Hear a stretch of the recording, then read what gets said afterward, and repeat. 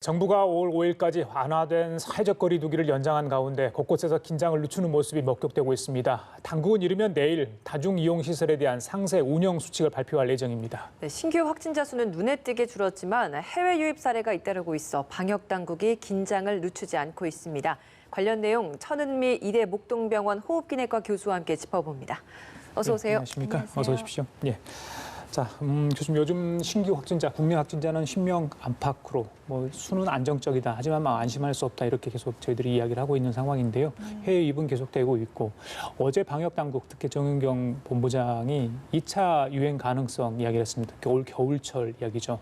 그러니까 1월 달에 이제 우한 쪽에서 처음으로 나왔기 때문에 그게 이제 올 겨울에 어떻게 될 건가, 12월 이후에 어떻게 될 건가 많은 관심인데 장기 국면으로 갈 거란 건 익히 좀 알고 있는 상황인데 특히 어제 이런 이야기를 한 이유는 어디 있다고 보십니까? 네, 우선 국내 확진자 수가 한 자리 숫자로 감소를 했기 때문에 많은 국민들께서 이제 조금 조절이 됐나 보다. 이제 우리가 사회생활 해도 되지 않을까 생각을 하실 수가 있는데 아무래도 그러한 점에 대해서 경각심을 조금 말씀을 하신 것 같고요. 사실 이 코로나19 바이러스가 지금까지 전 세계적인 경향을 보면 한 번에 폭발적으로 늘어났다가 사회적 거리두기와 마스크를 통해서 안정화됩니다. 그렇지만 이 바이러스 자체가 감염력은 매우 높은데 그 이제 어떤 증상 자체가 일반적인 그 메르스나 사스보다 약하기 때문에 네, 그런 점에 대해서 조금 특징이 있고 그러다 보니까 이 바이러스 자체가 앞으로 겨울에 다시 유행할 수도 있고 지금 상태에서 아직 사멸이 된 게 아니거든요. 국내 환자 수가 조금 줄은 거지만 전 세계적으로는 폭발적으로 늘어나고 있고 전 세계 치사율이 평균적으로 7%입니다. 매우 높은 치사율을 가지고 있기 때문에 특히 기저질환 고령자한테 그러한 점을 생각한다면 아직까지는 안심을 할 수는 없다. 그렇지만 국내가 안정화되고 있지만 분명히 이번 겨울에 다시 대유행을 할 수 있기 때문에 지금과 같은 이런 사회적 거리두기나 마스크에 대한 그러한 철저한 개인위생이 필요하다. 그 점이 중요한 것 같습니다. 겨울에 다시 한번 대유행한다는 말은 여름엔 좀 주춤해질 수 있다라는 말씀이실 것 같은데 근데 지금 프랑스 연구진이 내놓은 한 연구 결과를 보면 이 코로나 바이러스가 60도 이상, 1시간 이상 끓여도 이게 사라지지 않는다 이런 연구 결과를 내놨단 말이죠. 네. 그렇다면 여름에도 진정되기에는 이 온도와 이런 것과는 크게 차이가 없다라는 부분 아닐까 싶은 생각도 들어서요. 이건 맞습니다. 어떻습니까? 그래서 싱가포르나 중동에서도 계속 바이러스가 활성화됐던 게 그 이유인 것 같고요. 그렇다면 이제 왜 여름에 좀 좋아질까? 그건 아무래도 이제 여름이 되면 그래도 바이러스가 이렇게 우리가 밀접한 접촉을 안 하잖아요. 겨울에는 추우니까 한 곳에 주로 모여 있지만 그러면서 전파력이 높은 거고 하지만 여름에도 문제가 되는 것이 자주 이렇게 환기를 해주지 않고 그러면 에어컨 자체가 아주 중요한 감염원이 됩니다. 중국에서 연구해 보면 식당에서 식사를 같이 한 그룹들이 있었는데 에어컨을 통해서 바람을 통해서 감염이 된 거예요. 그러면 여름엔 더우니까 분명히 실내에서 생활을 하실 거고 실내 식사를 하실 거죠. 감염 위험도가 높기 때문에 에어컨을 트시더라도 자주 환기를 해야 되고 또 하나 중요한 점은 식사를 통해서 감염이 되는데 음식물이 매개가 되기도 하지만 또 한 연구가 있어요. 말을 하는 순간 이렇게 말을 하는 순간 바이러스가 튀어나가는 거예요. 그래서 식사 중에는 가능하면 대화를 하지 않는 것이 좋다는 점도 중요한 것 같습니다. 날씨, 온도, 계절 이런 거 상관없이 계속 조심을 해야 되겠다. 네, 맞습니다. 교수님 말은 그렇게 들립니다. 네, 지금처럼만 잘 이렇게 사회적 격리두기 마스크를 하시면 조절이 될 것 같습니다. 예, 상황은 안정적이라고 하는데 지금 세계 상황은 그렇지 못하는 것 같고요. 국내 이야기를 하면 언제 닥칠 모를 이 대규모 감염에 대비해서 정부 당국이 수도권의 300실의 생활치료센터 상시 운영할 계획이라고 밝혔습니다. 대구 경북 쪽에 일부 이제 활용하고 있던 것은 이제 시간이 지나면 다 이제 원위치 시키지 않겠습니까? 300실의 생활치료센터를 별도로 마련해 두겠다. 이건 어떤 의미가 있는 겁니까? 지금은 안정화되고 있지만 또 해외 유입이라든지 국내에서 지역사회 감염이 바로 발생할 경우에는 경증 환자들을 이제 어떻게 치료할 그런 시설이고 기본적으로 그 정도 시설은 상시 운영하는 것이 필요하다고 생각하고요. 만일에 겨울이 되면 좀 더 이 상시 시설 말고 또 다른 여유분의 그런 생활치료 시설이나 그런 것은 좀 준비를 하는 것이 필요할 것 같습니다. 300실이면 괜찮겠습니까? 일단? 우선 한 번에 발생을 하는 경우에는 어느 정도는 가능할 것 같습니다. 생활방역 체계료의 전환을 정부가 준비를 하고 있습니다. 생활 속 거리두기 이행을 지금 상황 같이 일정 부분 안정적인 관리가 가능하게 된다면 좀 전환을 하겠다라는 게 정부의 방침인 것 같습니다.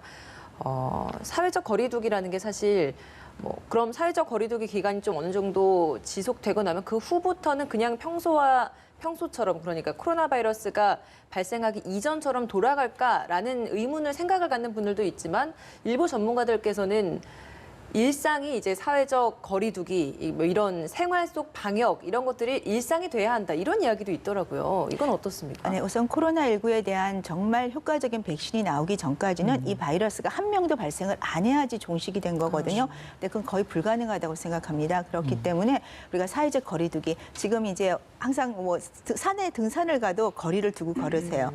그리고 거리에서도 식당에서도 마스크 착용은 정말 일상화되어 있고 사실 우리나라나 아시아가 그나마 환자가 적었던 이유는 마스크라고 생각합니다. 그리고 사회적 거리두기. 그 홍콩에서 연구를 하셨는데요.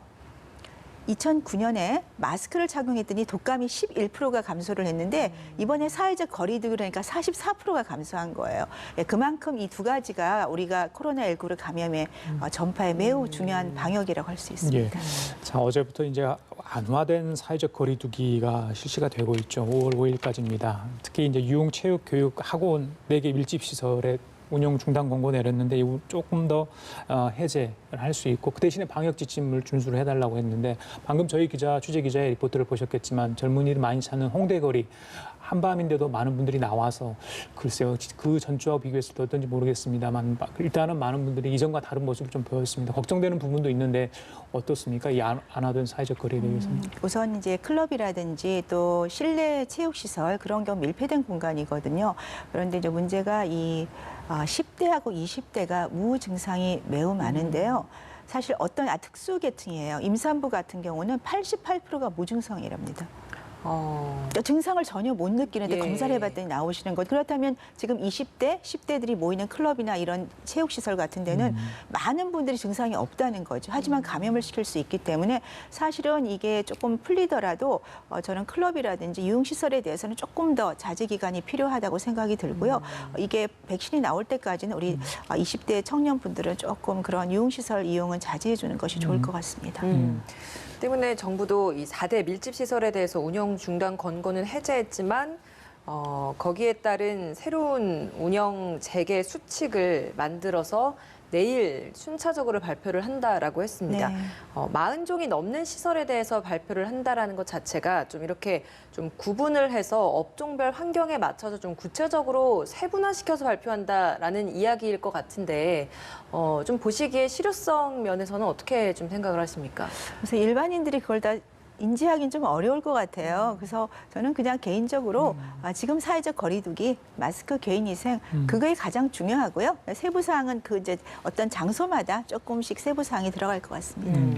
젊은이들이 이제 취업 시즌이 아니겠습니까? 봄, 네. 가을인데 좀 이것 때문에 시험을 못 보는 경우가 많이 발생을 하지 않았습니까? 그런데 이것도 조금 더 여유 있게 좀 풀어줬습니다. 시험 방역 안내서에 대한 어떤 계획도 곧 발표할 예정이라고 하는데 일단 지침이 확정은 안 됐습니다. 보면 그 넓은 공간에서 일단 떨어져 가지고 책상을 두고 마스크를 쓰고 시험을 보는 장면이 나왔는데 아마 이렇게 실시될 가능성이 높아 보여요. 네. 자, 이렇게까지 이제 하면 그나마 좀 나은 건지 아니면 더 강력한 조처가 있어야 되는지 시험 방향에 대해서는 어떻게 보십니까? 네, 우선 공인 시험이나 자격자 시험은 굉장히 중요하죠. 개인에겐. 그래서 언제까지 미룰 수는 없기 때문에 시행을 해야 될 것 같고요.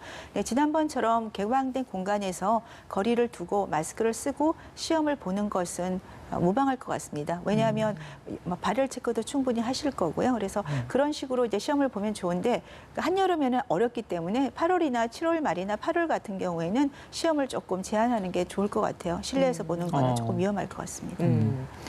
그 정부가 불법 체류자 군 훈련병을 대상으로 하는 선별 검사도 확대하겠다 이런 걸 밝혔잖아요. 네. 그러니까 지금 어느 정도 좀 안정세에 접어들었지만 우리가 알 수 없는 그러니까 숨은 감염자 한 명을 통해서도 확산될 수 있는 경우가 네. 굉장히 많다 보니까 이런 것들을 좀 찾기 위한 일종의 사각지대를 좀 찾기 위한 이런 대책이다 이렇게 보면 되겠습니까? 네, 이번에 논산훈련소에 입소하신 세 분이 나왔었죠. 그분들이 이제 처음에 신천지 검사를 할 땐 음성이었지만 나중에 입소할 때 양성이 나온 거죠. 그게 말씀드린 무증상 감염자인 거예요. 그러니까 그때는 없었지만 그 사이에 감염이 됐을 수도 있고 들어올 때도 증상이 잘 몰랐던 거죠. 그래서 사실은 그 훈련소라는 거는 외부에 있던 분이 군대로 입소하는 거고 군대는 밀집 공간이기 때문에 입소하는 경우에는 이제 반드시 전수조사를 하는 것이 필요하고 또 불법 체류자인 경우에는 본인들의 신분 때문에 검사를 꺼리실 수가 있어요. 그래서 그쪽도 검사를 하는 것이 필요하다고 생각합니다. 그 싱가포르 사례만 보더라도 그 외국인 노동자들이 함께 거주하는 그 그렇죠. 공간에서 또 집단 감염이 많이 발생했잖아요. 네. 우리나라도 그럼 그런 부분을 좀 반면교사 삼았다 이렇게 봐야 되는 거죠. 그렇죠. 열악한 환경에서 이렇게 어떤 신분적인 입장 때문에 검사를 많이 못하는 경우를 고려해야 될 것 같습니다. 알겠습니다. 자, 어제 하루 사이에 얼마나 또 환자가 늘었는지 수치가 나왔는데요. 9명이 늘었습니다. 신규 확진자가 9명이고요. 그래서 총 누적 확진자 수는 1,683명입니다. 네, 이 9명 중에서 해외 유입 사례는 5명이라는 소식까지 전해드리겠습니다. 해외 유입 사례 5명입니다. 이제 신규 확진자가 계속해서 10명 내외로 수치가 나오고 있는 것 같습니다. 근데 해외 유입 사례가 이렇게 꾸준하게 나오고 있는 점 때문에 해외에선 조금씩 이제 봉쇄 전략을 좀 푸는 국가들도 생겼잖아요. 네. 때문에 그런 해외 유입을 통한 2차 감염 확산 우리도 여기에 대한 좀 대비가 좀 더 필요할 것 같거든요. 어떤 게 좀 필요하다고 네, 보십니까? 해외가 이제 아시아, 유럽, 미국, 남미 전 세계를 돌고 있어요. 그래서 전 세계적으로 이제 격리나 이런 걸 통해서 이제 환자 수를 줄이고 있는데 국내에도 지금 대부분 60% 이상이 해외 유입이잖아요. 그렇지만 이제 수가 조금 줄었어요. 그렇다면은 이 해외 유입에서 들어오시는 입국자들이 젊은 분들이 많으시잖아요. 그 경우가 이제 증상이 없는 경우를 우리가 확진을 해서 조금 더 지역사회 감염을 줄여야 되기 때문에 입국자 수가 적다면은 저는 조금 전수조사를 하거나 아니면 격리 기간 중에 좀 더 철저하게 격리를 이탈하시는 분들이 있고 그분들이 감염원이 될 수 있기 때문에 그 자가 격리 기간에 조금 뭐 인권 문제가 얘기가 있긴 하지만 저는 이 손목 밴드 같은 경우는 사실 집에만 계시기 때문에 별 문제가 안 될 수도 있어요. 그래서 그런 식으로 조금 더 강화된 자가 격리 지침을 마련하면 도움이 될 것 같습니다. 그 교수님, 네. 지난 15일 날 저희들이 총선을 치렀잖아요. 네. 그리고 오늘 한 6일 정도 지났거든요. 네. 그때 총선 때 이제 많은 분들이 밖에 나가서 투표를 했기 때문에 아무래도 조금 거리는 물론 뛰었지만 어떤 접촉이 있지 않았을까 이런 우려를 하는 분들이 있었거든요. 그러면 그 시간을 감안하면 한 6일이 지났는데 그런 총선이랄지 그 이전에 있었던 어떤 부활절이랄지 그 시기를 감안하면 언제쯤 저희들이 조금 그 증상이 발현돼서 그 사례를 볼 수 있는 건지 어떻게 보십니까? 보통 잠복기가 평균 2주고요. 부분적으로 뭐 100명에 1명 정도는 3주까지라고 제가 말씀을 드렸습니다. 그렇기 때문에 이번 달 말까지는 조금 증상이 발현되는지를 확인을 해야 될 것 같은데 문제가 5월 초에 또 휴일이 많지 않습니까? 4월 30일, 5월 5일. 예, 그때 되면 지금 많은 분들이 방송을 보니까 여행을 계획하고 계시더라고요. 그래서 여행을 하시더라도 가까운 쪽으로 가족과 가시는 걸 권해드리고요. 만일에 그런 호텔이나 그런 데서 아마 생활을 하시게 되면 네. 오락시설에도 가시게 되고 식당에서 또 대화를 많이 하시게 되기 때문에 젊은 분들을 통한 감염이 생길 확률이 높습니다. 그래서 조금 그런 쪽도 고려를 하셔서 여행 계획을 짜는 것이 필요할 것 같습니다. 그러면 지금 9명인데 그중에 해외 유입이 5명이니까 4명이 만약에 지역사회 감염이라면 그분들이 혹시나 그 시기에 감염이 됐는지 만약에 감염됐다면 좀 확인을 할 필요가 있어 보이네요. 네, 그렇습니다. 네. 속보를 좀 다시 한번 정리해서 전해드리겠습니다. 어제 하루 동안 총 9명의 추가 확진자가 나와서 총 1,683명의 누적 확진자 숫자를 기록하고 있습니다. 9명 중에 해외 유입 사례 5명이라는 소식을 전해드렸는데요. 지역별로 좀 구분을 해보면 서울과 대구, 경기에서 각각 2명씩 신규 확진자가 나왔고요. 경북을 포함한 14개 시도는 신규 확진자가 0명입니다. 그리고 이 5명의 해외 유입 사례 중에서 입국 검역 과정에서 발견된 확진자는 3명이었습니다. 사망자도 1명이라는 소식까지 좀 전해드리도록 하겠습니다. 지역사회 감염이 아직까지는 조금씩 나오고 있습니다. 그중에서 이 부산에서 있었던 부녀 사례를 좀 짚어보고 싶습니다. 네. 이 부녀 같은 경우에는 딸이 이 부산 의료원에서 네. 근무하는 간호사였고 확진자에서 입원 병동을 관리를 하던 그런 간호사였습니다. 방역 당국에서 추측하건대 방호복을 좀 벗고 입는 그 과정에서 이 감염이 돼서 확진이 됐고 그게 아버지에게까지 이제 번진 것으로 추정을 하고 있는데 그렇다고 한다면 지금 그 의료진들도 물론 충분히 관리를 하고 있기 때문에 지금 이런 감염자들이 좀 적겠습니다만 어느 정도의 좀 보완이나 어떤 관리가 좀 더 필요하다고 보십니까? 네, 이제 간호사분들은 보통 20대가 많으세요. 그렇기 때문에 본인은 아마 증상이 없었을 확률이 높고 약 경미했겠죠.